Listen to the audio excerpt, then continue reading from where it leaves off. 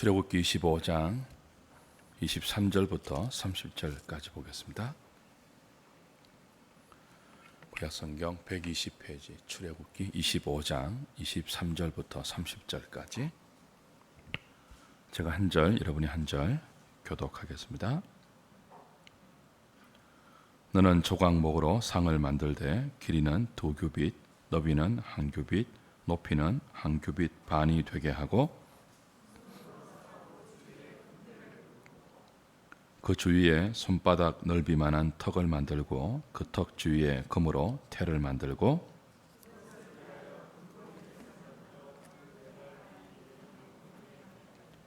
턱 곁에 붙이라. 이는 상을 매일 채를 꿰일 곳이며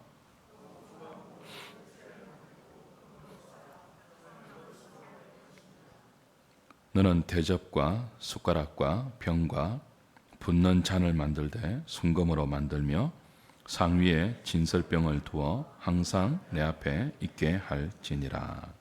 아멘. 지금 우리가 이제 출애굽기에서 가장 중요한 내용을 담고 있는 성막을 배우고 있는 중입니다. 지난번에 지성소에 있는 언약궤 그 속죄소 위에서 내가 너와 만나고 또 너희들에게 가르칠 것을 다 지시하겠다고 하신 지성소와 언약궤 그걸 덮는 속죄소 뚜껑을 확인한 바 있습니다. 오늘은 이제 성소에 있는 떡상을 살필 차례인데요. 그 전에 성막 전체의 구조, 성막 전체의 모습, 크기를 좀 확인할 필요가 있습니다. 그냥 이 본문만 보면 머리에 잘 들어오지 않기 때문에 한번 좀 확인하고 지나가죠. 성막 평면도를 한번 보시겠습니다.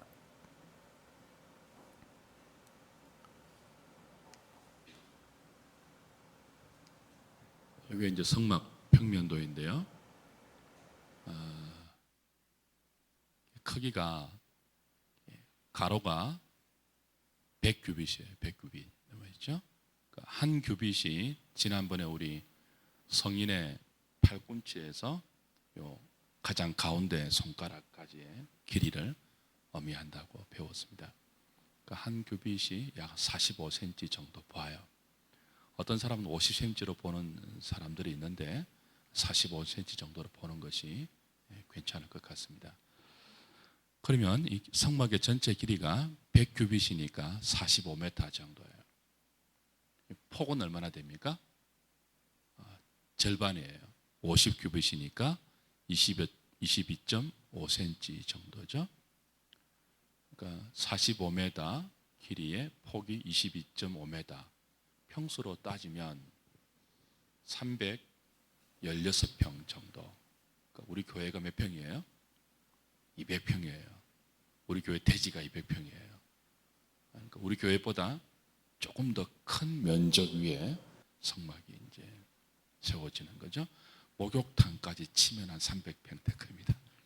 그 정도 크기 위에 하나님의 성소가 이렇게 지어지는 거죠. 이방 신전에 비하면 너무 초라한 크기입니다. 근데 하나님이 그 백성과 더불어 임재해 계시는 하나님의 성소는 크기와 상관없죠. 특별히 보십시오.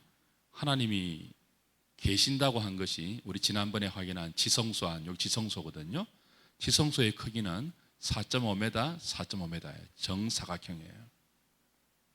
몇 평 안 되죠. 그죠? 그리고 여기 성소인데요. 성소는 정확하게 지성소 두 개를 붙여 놓은 크기예요. 길이가 딱 2배예요. 9m 그리고 4.5m 되는 거죠.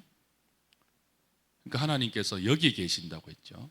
이 속죄소 위, 지성소 안, 여기 지성소인데 지성소 안에 있는 언약궤를 덮고 있는 속죄소 뚜껑, 그 속죄소 위에 두 그룹이 있었고 그 사이에 계시면서 너희와 만나겠다 하지 않았습니까?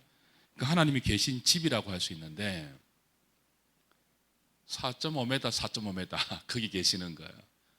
온 우주의 주인이신 하나님께서 계신 곳이 너무 작고 초라하죠.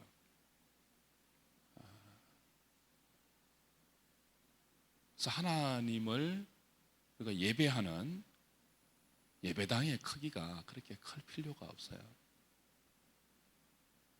하나님은 건물이 크다고 그 건물 위에 더 선명하게 임재해 계시고 그런 분은 아니죠.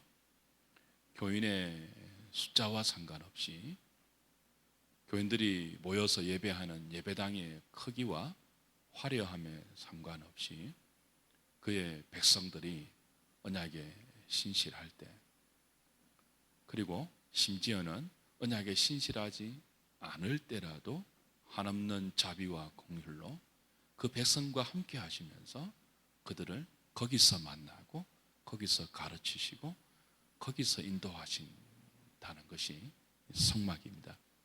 그래서 성막이 중요한 거예요. 이제 이 지성소 안에 언약궤가 있고 이 성소 안에 맨 중앙에 분향단이 있고요. 오늘 우리가 볼 떡상은 여기 있습니다. 이쪽에 뭐가 있죠? 금 촛대를 놓는 금 등잔이 있죠. 그 성막 이제 바깥 뜰로 나오면 여기 물두멍이 있고요. 놋제단이 있죠. 번제단. 여기 이제 동쪽 문입니다. 문은 성막의 문은 하나밖에 없죠. 동쪽 9m 정도 되는 동쪽 문밖에 없어요. 이 성막을 중심으로 해서 이스라엘 12지파가 이렇게 세 지파씩 진을 치고 있었는데요. 이 동쪽이니까 서쪽으로도 들어가지 못하고 남쪽으로도 들어가지 못하고 북쪽으로도 들어가지 못하고 오직 동쪽에 있는 이 한 문으로만 들어갈 수 있는 그 성막 전체를 게알더스 보스라는 성경 신학자는 예수 그리스도를 가장 잘 가르쳐주는 텍스트라고 설명했어요. 그 성막 전체가 우리의 구원자 되시고 우리의 생명 되신 예수 그리스도가 어떻게 우리와 함께 하시는가 하는 영적 의미들을 모형적으로 그리고 예표적으로 그림적으로 또 어떤 의미에서는 상징적으로 보여주는 가장 좋은 그 텍스트고 교과서인데, 죄인들이 예수님께 나아가는 길, 죄인들이 예수님을 통하여 하나님께로 나아가는 길은 오직 한 문밖에 없어요. 이건 내가 길이고 진리고 생명이라고 말씀하신 예수님께서 내가 길이고 진리고 생명이니 나로 말미암지 않고 아버지께로 올 자가 없다고 하신 그게 성막을 통하여 정확히 예시되고 있는 거죠. 그 성막을 여러분이 좀 잘 배우시면 좋겠습니다. 그 다음 그림 한번 보십시오. 이게 이제 그림으로 보면 이런 그림이에요. 문이 있죠. 동쪽 문이 있고 동쪽 문이 있고 번제단이에요. 노스로 만든 번제단, 물두멍. 그렇죠? 그리고 이제 성소로 들어가는 휘장이 있고 이 안에 지성소 위에 속죄소 위에 세키나 하나님의 영광의 구름이 여기 있으면서 하나님이 여기서 백성들과 만난다 하는 사인을 주고 있죠. 이게 구름 기둥이에요. 요 안에 뭐가 있죠? 동시에 있어요. 낮에는 불 기둥이 보이지 않고 구름 기둥만 보이고 밤이 되면 구름 기둥 안에 있는 불 기둥이 붉게 보이는 그런 것입니다. 성막 안에 여러 기구들이 있는데 지성소에는 언약궤가 있었고 성소에는 방금 말씀드린 분향단, 떡상 그리고 금촛대를 바치는 등잔대가 있었습니다. 뜰로 나오면 물두멍과 번제단이 있었죠. 다 기구의 의미가 있습니다. 거의 전부 예수 그리스도를 설명할 수 있는 영적 의미를 담고 있지만 너무 과도하게 알레고리칼하게 해석하는 것도 주의해야 되는 거죠. 여하튼 이 성막의 기구를 우리가 살피면서 성막 전체에 담겨 있는 영적 의미를 잘 확인하는 것이 중요한데, 이 성막 안에 있는 수많은 기구들 가운데 가장 중요한 게 뭘까요? 우리가 지난번에 보았던 언약궤이겠죠, 그죠? 왜냐하면 그 언약궤 위에 하나님께서 임재하시면서 거기서 내가 너희들과 만나겠다고 했기 때문입니다. 그 지성소 안에 있는 언약궤가 가장 중요하고, 또 하나는 성막 뜰에 있는 번제단입니다. 이건 성막의 그 구조를 보면 이 두 기구가 왜 중요한지를 위치로도 강조하고 있어요. 다음 그림만 보십시오.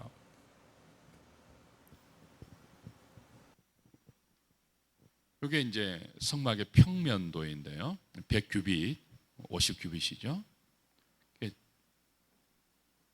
정사각형 두 개를 붙이는 구조예요. 이게 이제 성막 뜰이고 번제단이고 물두멍이죠. 성소이고 지성소예요. 근데 이 구조를 보십시오. 이 한쪽 절반의 정중앙에 뭐가 있다고요? 언약궤가 있습니다. 또 이쪽 한쪽 정사각형의 정중앙에 뭐가 있다고요? 번제단이 있어요. 그 정중앙에 있는 이 두 기구, 언약궤와 번제단, 이 두 기구가 갖는 중요성을 하나님은 모세를 통해서 성막을 만들 때 식양대로 만들라라고 하시면서 그 성막에 각각 두 센터에 두게 하심으로 이 두 기구가 갖는 중요성을 구조적으로도 강조하고 있는 것이죠. 번제단의 의미는 그 순서가 되면 살피도록 하고, 오늘은 성소에 있는 떡상을 좀 보도록 하겠습니다. 지난번에 확인한 지성소 안에는 언약궤가 왜 그렇게 중요한지를 좀 기억할 필요가 있는데, 언약궤가 왜 중요하겠습니까? 지난번에 보았던 언약궤의 그림을 한번 보십시오. 언약궤도 여기 이제 언약궤죠, 법궤라고 부르기도 하고요. 두 부분으로 나누어져 있어요. 여기 이제 언약궤의 덮개에 해당되는 이름이 뭐라고요? 속죄소예요. 궤는 무엇을 담아놓는 뭐라고 하죠? 뒤주라고 하나요? 그런 거잖아요. 그 요 안에 뭐가 담겨 있겠죠. 요 뚜껑이고, 그죠? 이 안에 뭐가 담겨 있다고요? 언약궤죠, 언약궤. 그러니까 안에 언약을 담고 있는 증거판, 두 돌판이 들어있죠. 그 언약을 증거하는 판이에요. 그걸 담고 요걸 이제 덮개로 덮는단 말이에요. 요 위에서 이제 그룹이 호위하고 있고, 이제 하나님 여기 계신다고 말씀했지 않았습니까? 이 이름이 속죄소인데, 마틴 루터가 이 속죄소를 뭐라고 불렀다고 했습니까? 시언소라고 했죠. 시언소 뜻이 뭐예요? 베풀시 은혜 은 장소소, 은혜가 베풀어지는 장소. 여기가 어떤 장소라고요? 은혜가 베풀어지는 장소예요. 하나님의 보좌인데요, 은혜가 베풀어지는 장소예요. 왜 이게 은혜가 베풀어지는 장소인가 하면, 이게 속죄소인데 사실은 덮개이죠. 언약궤의 덮개이죠. 무엇으로 덮는 거예요? 이 안에 뭐가 있다고요? 언약을 증거하는 두 돌비가 있습니다. 근데 보십시오. 여기서 하나님이 그의 백성과 만나 주시지 않습니까? 근데 사실 이스라엘 백성이 하나님과 만날 수 있는 사람들이에요? 그렇지 못한 사람들이에요? 만나지 못하는 존재들입니다. 왜냐하면 하나님은 너무나 거룩한 분이고, 이스라엘 백성은요, 하나님 백성임에도 불구하고 하나님 존전에 그분을 알현하러 가기에는 너무나 미천하고 죄로 물든 존재예요.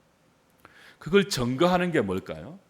언약궤 안에 있는 두 돌비입니다. 증거판이에요. 여러분 기억나십니까? 이미 출애굽기 19장부터 해서 24장까지 율법과 율례들을 주실 때 하나님께서 이스라엘 백성들에게 맹세와 다짐을 받아내었죠. 어떤 다짐이죠? 이 돌비에 새긴 대로 내가 준 언약의 규례대로 다 지켜 행하겠습니다 하고 그들이 뭐 했습니까? 다짐했잖아요. 맹세했잖아요. 그래서 이건 어떤 의미에서는 맹세의 판이 들어있단 말이에요. 그 맹세의 판을 언약으로 하나님이 새겨서 여기 담아놓은 거예요. 근데 이 언약의 판에 새긴 대로 살겠다고 한 그들이 그 판대로 사실은 살 수 있을까요? 없을까요? 그 십계명의 본의대로 시민법과 그 외의 모든 율례대로, 그죠? 마음은 원이로되 그렇게 살고 싶어도 그 거룩한 목표에 도달할 수 없는 존재가 누구예요? 언약 백성인 이스라엘입니다. 언약 백성임에도 불구하고 그 언약을 증거하고 있는 증거의 판에 새겨진 하나님의 말씀의 본의대로 살 수 없는 존재가 이스라엘 백성들이에요. 오늘 저와 여러분들이에요. 그럼 보십시오. 이 언약궤 안에 있는 증거의 판이 무엇을 증거할까요? 너희들은 하나님을 만나기는커녕 이 증거판에 새겨진 하나님의 말씀의 기준에 의하면 하나님 앞에 복받기 위해서 나아가는 것이 아니고 그 증거판이 증거하는 대로 그 기준에 미치지 못하여 율법의 정죄와 심판과 진노를 받을 수밖에 없다고 이 증거판이 동시에 증거해 주는 거예요. 속죄서는 뭐라고 했죠? 언약궤를 덮는 뚜껑의 역할을 합니다. 뚜껑은 덮는 거예요. 왜 덮을까요? 끝없이 하나님의 말씀이 이 증거판이 우리를 정죄한다고요. 너희들이 이 말씀대로 산다고 명세했지 않느냐? 다짐했잖아요, 전부. 맹세해놓고 지금 하는 짓은 뭐라고요? 그 말씀대로 못 사는 거예요. 요약하면 뭐예요? 하나님을 사랑하고 이웃을 사랑하는 삶인데 그렇게 못 살고 어떻게 산다고요? 자기를 사랑하는 삶으로 자꾸 치우칠 때마다 증거판이 무엇을 고소하죠? 너희들은 하나님께 심판받아야 돼. 벌받아야 돼. 저주받아야 돼. 라고 증거한다는 거예요. 그걸 덮어주는 게 속죄소입니다. 뚜껑이에요. 지난번에 배웠죠? 사실은 무엇으로 덮죠? 피로 덮는 거죠. 피로. 자, 지성소는 대제사장이 1년에 한 차례 들어가는 곳입니다. 성소는 제사장이 그죠? 상시로 들어가는 곳이지만 지성소는 1년에 한 차례밖에 못 들어가요. 어떤 날에? 대속죄일에. 이스라엘 모든 백성들의 죄를 다 끌어모아서 죄를 대청소하는 날이거든요. 그때 대제사장만 여기 한 차례 들어갈 수 있는데 들어가서 뭐예요? 피를 뿌리죠. 피를 이 위에 뿌린다고요. 그래서 사실은 속죄소 위에 뿌리는 제물의 피, 수송아지의 피, 그 피로 이걸 덮는 거예요. 증거판이 정죄하는 우리의 죄의 값을, 죄에 대한 저주와 심판을 덮는 거예요. 덮어서 뭐 하시는 거죠? 용서하시는 거예요. 그리고 뭐하죠? 속죄소로 덮어서 우리를 용서하시고 거기서 만나주시니까 이건 말할 수 없는 은혜이죠. 그래서 마틴 루터가 속죄소를 뭐라고 불렀다고요? 시은소라고 불렀다고요. 예수님이 우리의 화목 제물이 되셔서 함께 할 수 없는 우리 죄로 말미암아 하나님과 우리 사이가 진노의 사이가 되었는데 단절되어 있는데 그걸 화목케 하심으로 그의 피로 화목케 하심으로 우리를 용서해 주시고 오히려 담대하게 하나님 앞에 나아가 그분의 은혜와 생명을 받아 누릴 수 있는 그 장소 그게 바로 속죄소이기 때문에 당연히 성막 안에서 가장 중요한 장소이고 가장 중요한 기구이고 가장 중요한 의미가 들어있는 곳이라고 할 수 있죠. 다 그 생각이 안 나시면 홈페이지에 지난 설교들이 친절하게 한자 한자 다 올라와 있으니까 설교문들을 보시고 복습을 하시면서 기억하시면 좋겠어요. 자, 오늘은 성소에 있는 떡상을 좀 살펴보도록 하겠습니다. 성소 그림 한번 띄워주세요. 여기 이제 성소를 위에서 본 거예요. 위에서 여기 휘장이죠. 여기 성소고요. 이 안에 뭐가 있을까요? 지성소가 있기 때문에 갈라놓은 거죠. 그룹들의 문양을 새겨 놓았고요. 그 성소 가장 이렇게 앞쪽에 뭐가 있습니까? 분향단이 있습니다. 사실 이 분향단이 설명되고 있는 성소의 기구들에 빠져 있어요. 그리고 출애굽기 30장에 나오는데 그 이유를 모르겠습니다. 또 잘 모르겠어요. 왜 빠져 있는지. 그 순서대로 설명하는 순서의 이 분향단에 대한 설명이 빠져 있고 모든 것 다 설명하고로서 맨 마지막에 30장에 이 분향단에 대한 설명이 나오는데 그 이유는 제가 좀 더 공부해보고 알려드리도록 하죠. 그리고 바깥에서 볼 때 오른쪽에 오늘 배우고자 하는 떡상이 있고 왼쪽에 위까지 다 막혀있기 때문에 안에는 캄캄하거든요. 빛을 밝히는 금 촛대가 이렇게 있습니다. 오늘 떡상을 좀 보도록 하죠. 그런 배치로 되어 있고요.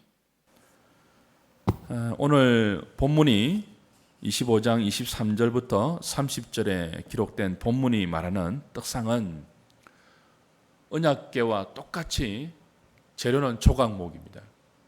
조각목으로 만들고 그 위에 금으로 도금한 그런 상이죠.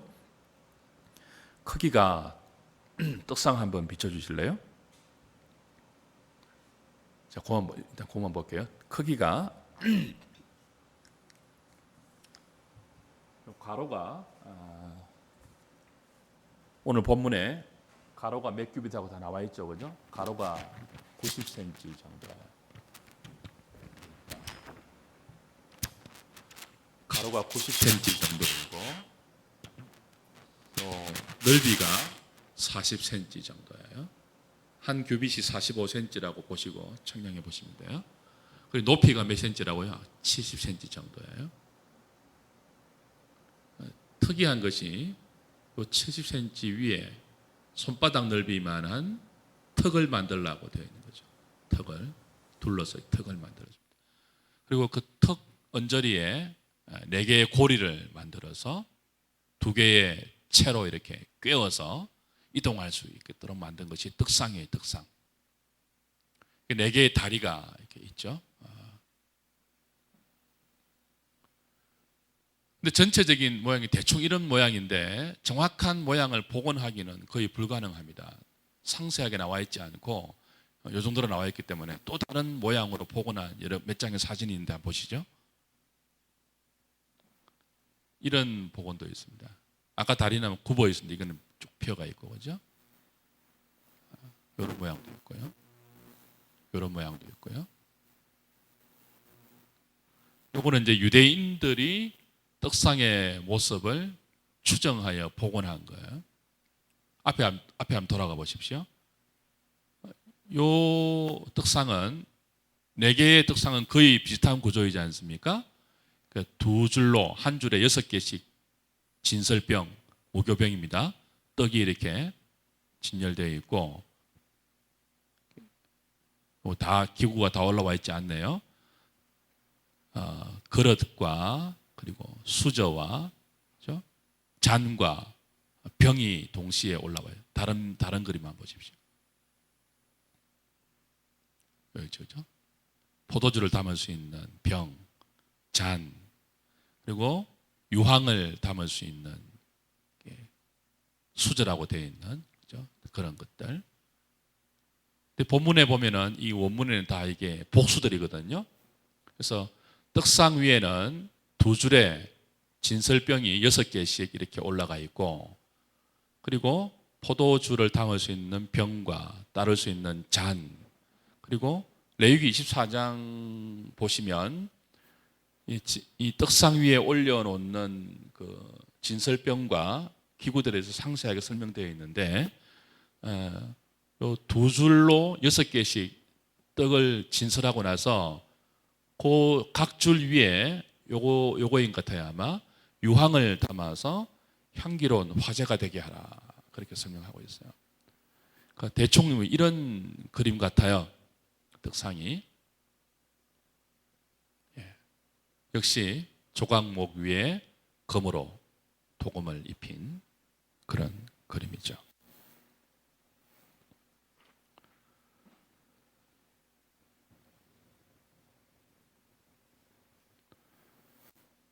떡상이 중요한 것은 다른 그 기구들보다 이 떡 때문에 그래요. 이름조차 떡상 아닙니까, 그죠? 그래서 오늘 이 떡의 의미를 좀 살피는 것이 오늘 공부의 주된 내용입니다. 이 떡의 이름이 뭐예요? 진설병이에요. 진설병. 떡상의 이름도 구약 성경 보면은 여러 가지 이름으로 표현이 됩니다. 뭐 그걸 다 살필 시간은 없고요. 그 진설병이 가장 중요하기 때문에 진설병을 좀 위주로 해서 오늘 그 공부를 하죠. 이 진설병은 우리말 그 성경에는 진설병, 영어 성경에는 쇼 브레드라고 해서 먹는 떡이 아니고 영어 성경에는 쇼우니까 보이는 떡, 보여주는 떡, 진열된 떡, 그런 의미로 번역을 해놓았습니다. 우리말 개역 성경도 진설병이라고 그렇게 되어 있죠. 그러나 사실 원문은 쇼 브레드가 아니고 원문의 뜻은 얼굴의 떡, 그런 의미입니다. 얼굴의 떡. 쇼 브레드가 아니고 얼굴의 떡이에요. 그 얼굴의 떡이라고 할 때 얼굴은 히브리의 관용 표현인데요. 히브리인들이 얼굴이 거기 있다라고 하는 표현한 것은 얼굴이 의미하는 당사자가 거기 있다는 표현입니다. 그러니까 얼굴의 떡이라는 것은 이 얼굴이 사실 하나님의 얼굴을 의미하거든요. 지성소가 하나님의 면전이잖아요. 바로 그 앞이니까 하나님이 거기 계신다는 하나님의 임재의 얼굴, 하나님의 임재의 떡, 그런 의미입니다. 정확하게는 무엇보다요? 쇼브레드보다. 왜 이게 중요한가 하면 거의 대부분 그 성막을 해석할 때 이 떡상에 있는 진설병을 12개니까 무엇으로 해석합니까? 이스라엘 12지파를 의미하는 것으로 해석을 해요. 그렇게 해석하면 쇼브레드가 훨씬 더 다가오죠. 하나님께 보이는 12지파. 그죠? 근데 사실 원문은 그게 아니고 얼굴의 떡이라고 정반대의 의미를 가지고 있습니다. 오히려 하나님의 임재를 의미하는 떡이에요. 성소에 있는 하나님의 임재를 의미하는 떡.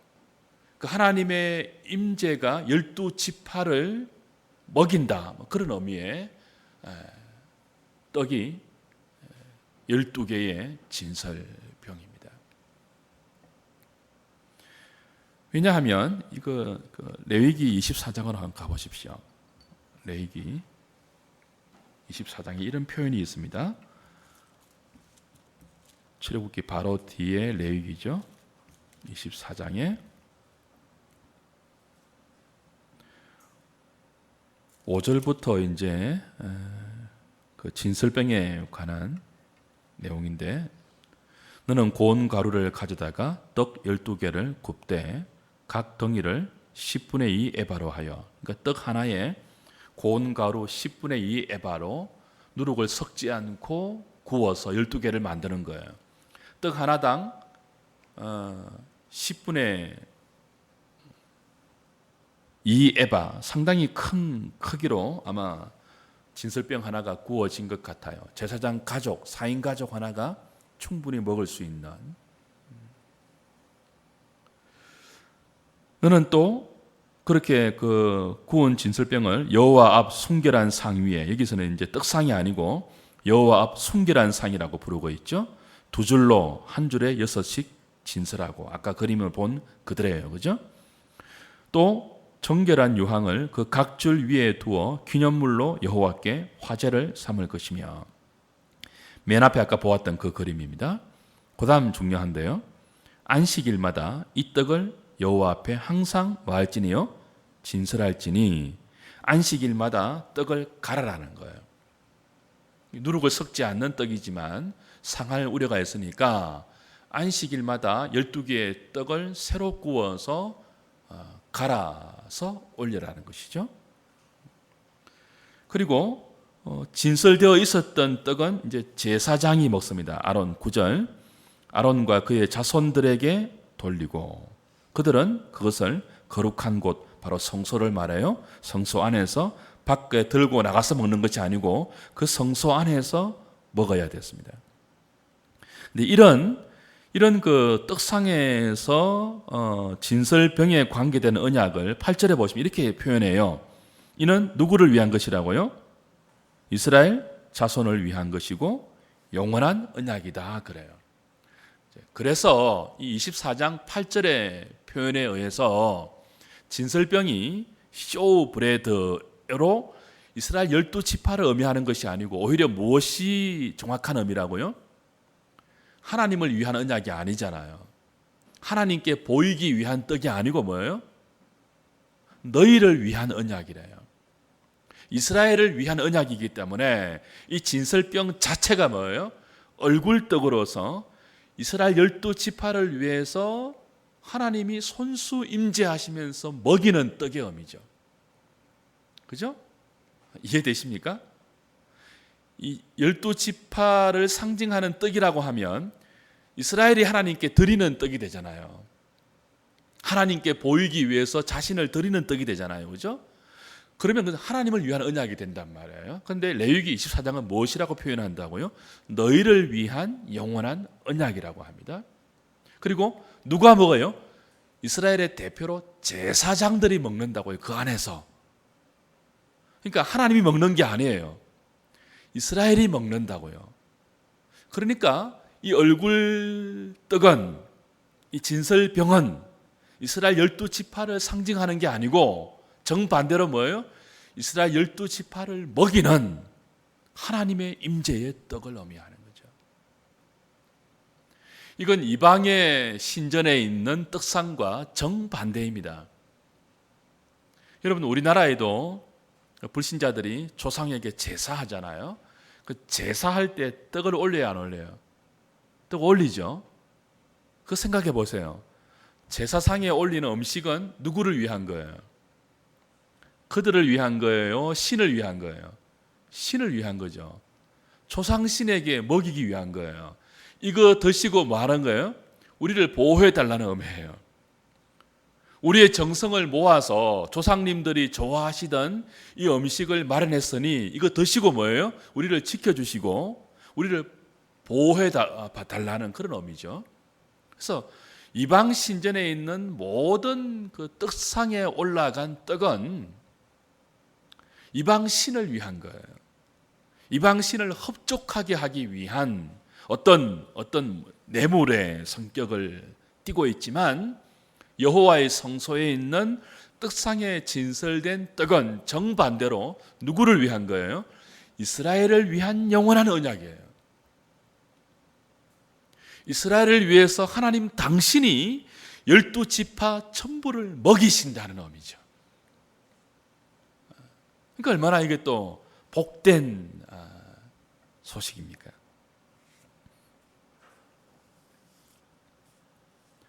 물론 그 이스라엘 12지파가 하나님께 보여진다 하는 의미가 완전히 없는 것은 아니지만 훨씬 더 하나님께서 이스라엘 12지파를 성소에서 먹이신다 하는 뜻이 강하다는 거죠.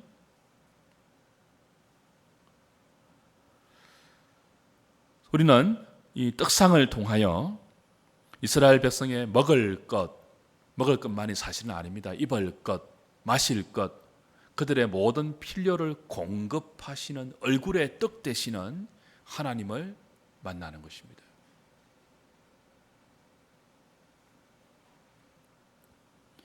이스라엘 백성들은 성막에 나아가 제사할 때마다 제사장들을 통해서 그걸 배우고 확인하는 거죠.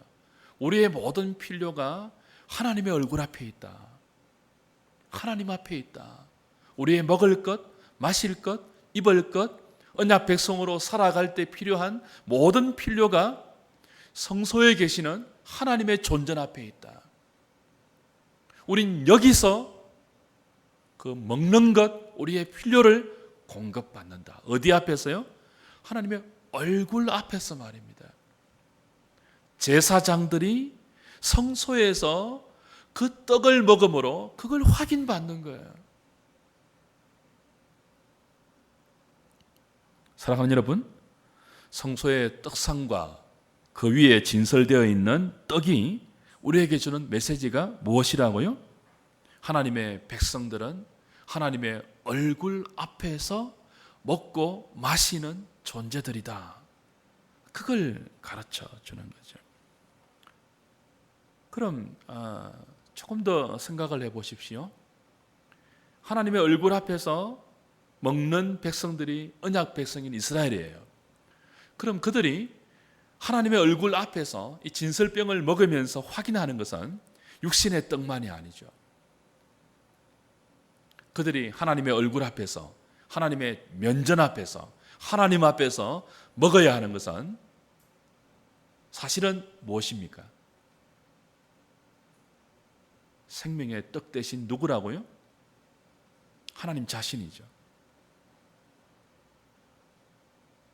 성소에 있는 떡상에 진설된 얼굴 떡을 먹으면서 그들은 하나님이 주시는 그 어떤 종류의 떡보다도 하늘에 있는 만나, 하늘에서 내리는 만나, 그리고 떨어지는 메추라기, 반석의 생수, 그 모든 것들이 함유하고 있는 그 모든 것들을 주시는 그 공급자 되시는 이스라엘의 하나님 그 자체를 그들이 하나님의 면전에서 먹어야 되는 거예요.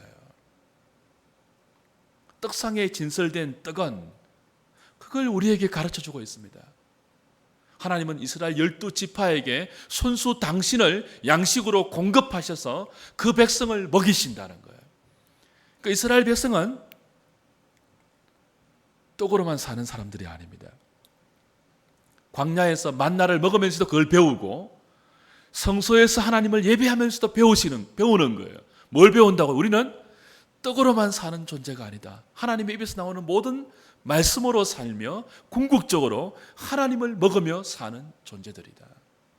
우리의 양식은 누구라고요? 하나님이다 하는 것을 성소에서 하나님을 예배하면서 배우는 거죠. 여러분이 오늘 기도하시면서 말씀 붙들고 기도하시면서 그걸 다시 확인받으시고 삶의 현장으로 하나님을 먹는 사람으로 돌아가셔야 돼요. 우리는 그리스도를 매일 매 순간 먹고 마셔야 합니다. 사랑하는 여러분, 오늘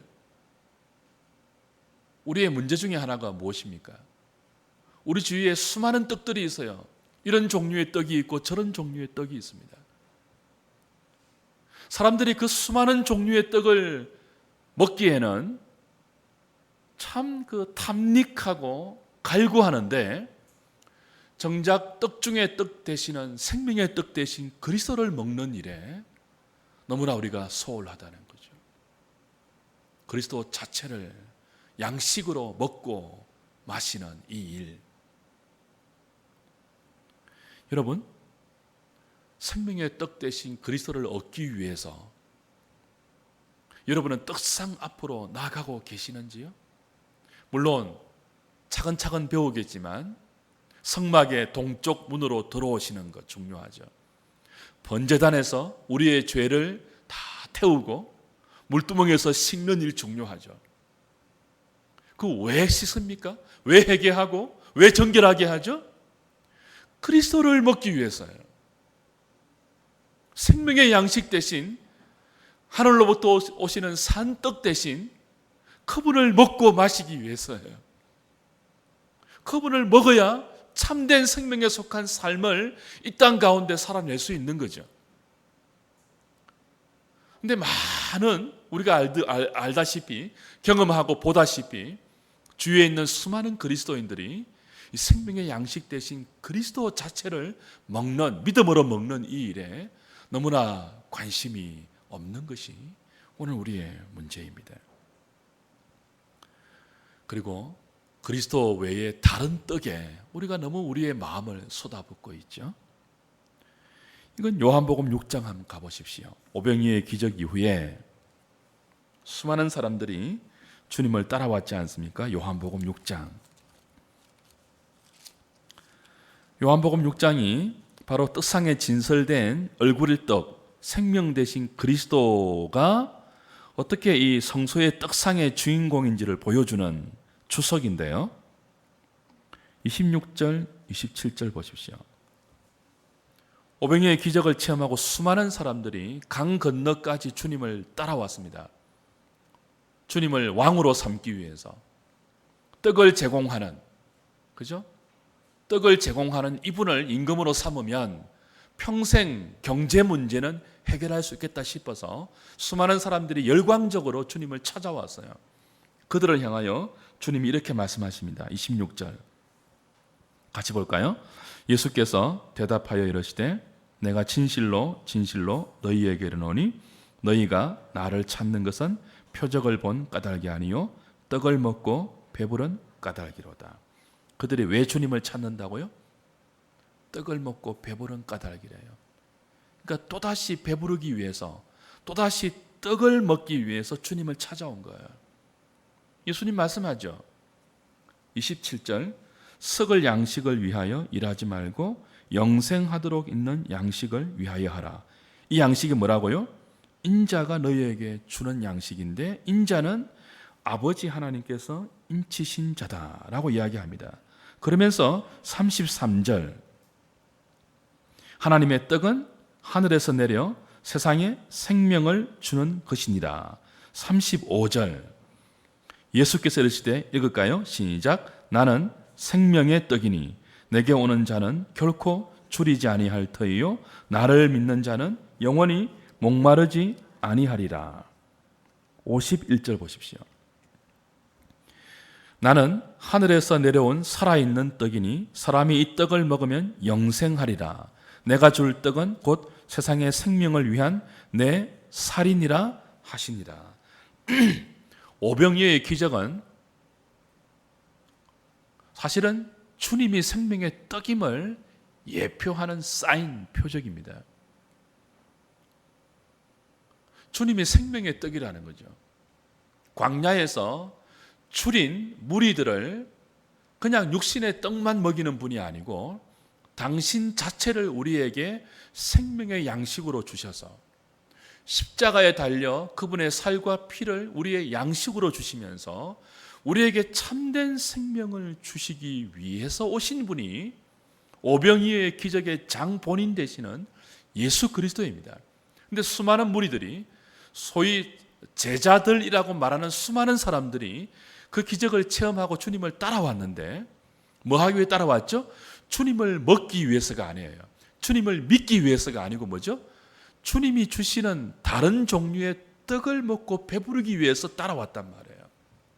그 주님이 썩을 양식 위해서 일하지 말라. 썩지 않을 양식을 위하여 일하라. 이 양식 인자가 준다.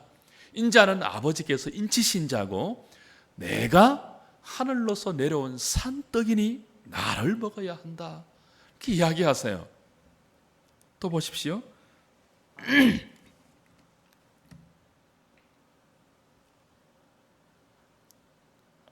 나를 먹지 아니하면은 나와 아무 상관이 없다라고 이야기하시죠. 이렇게 말씀하니까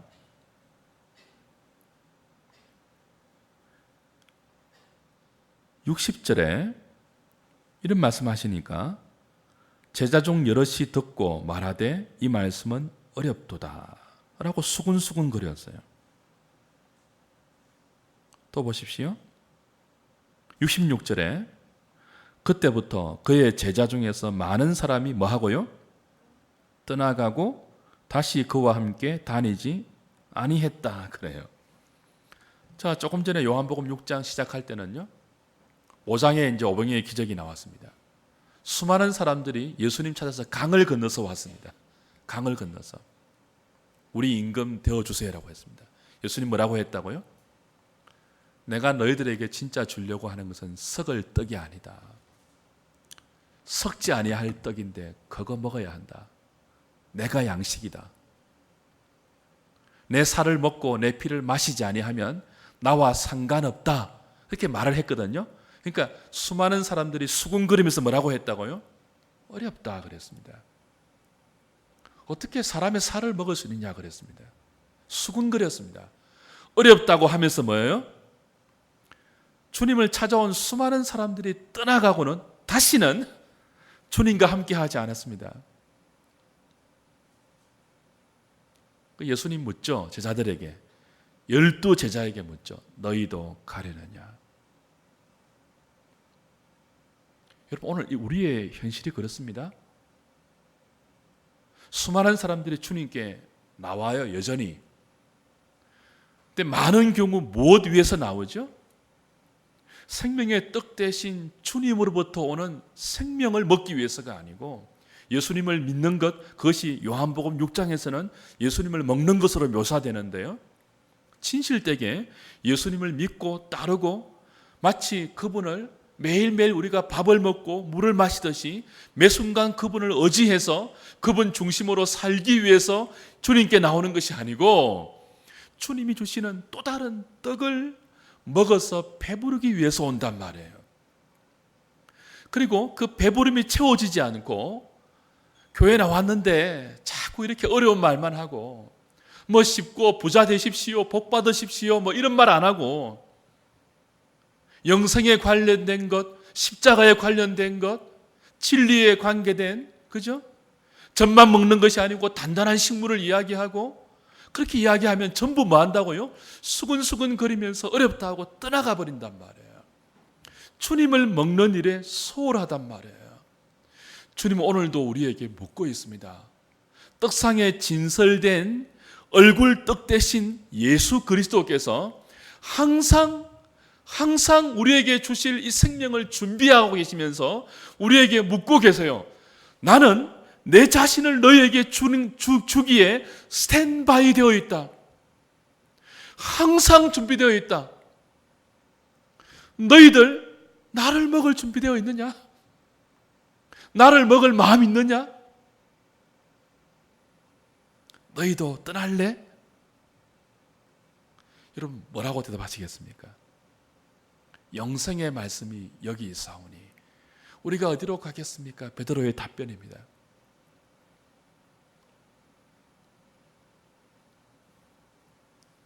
오늘 여러분의 답변이 되기를 바랍니다. 교회는 이전보다 좀 더 잘 되기 위해서 나오는 데가 아니죠. 그리스도를 먹기 위해서 나오는 것입니다. 여러분, 오늘 왜 기도하러 나오셨습니까? 그리스도를 먹기 위해서 나오신 거예요.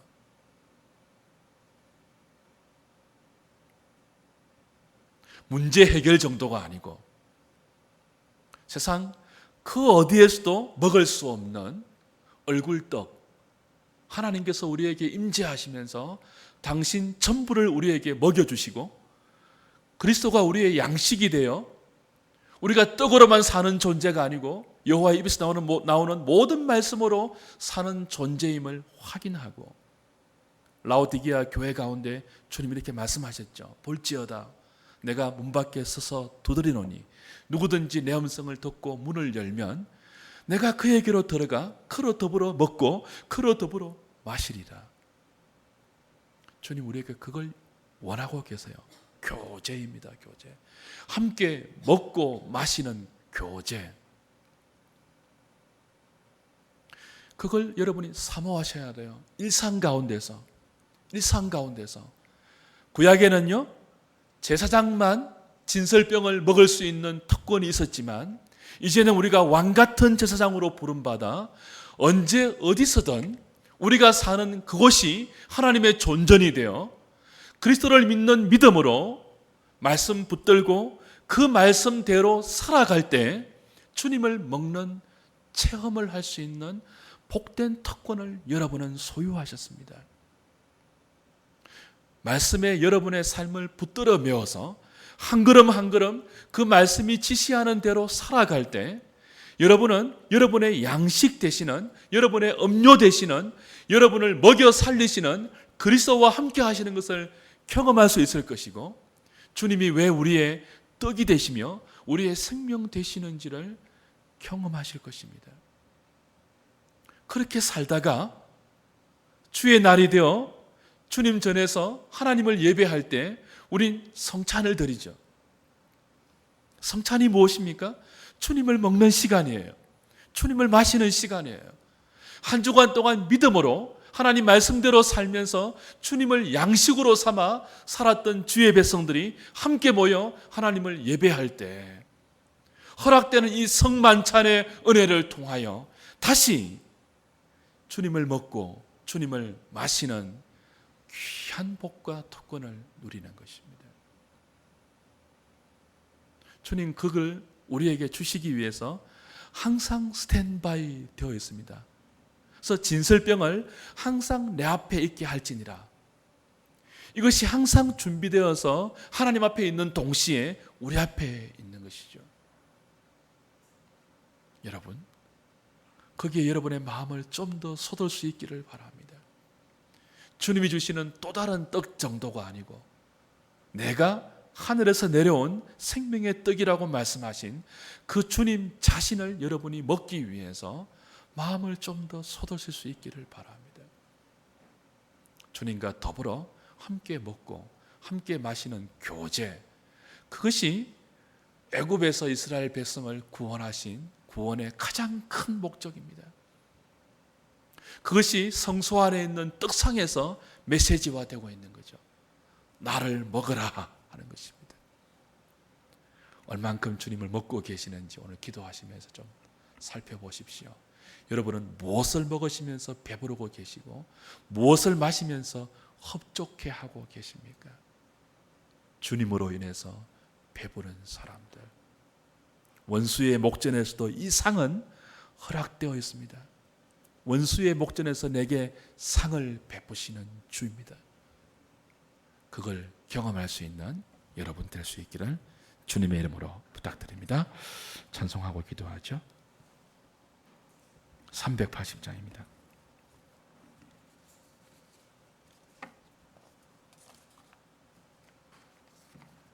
나의 생명 되신 주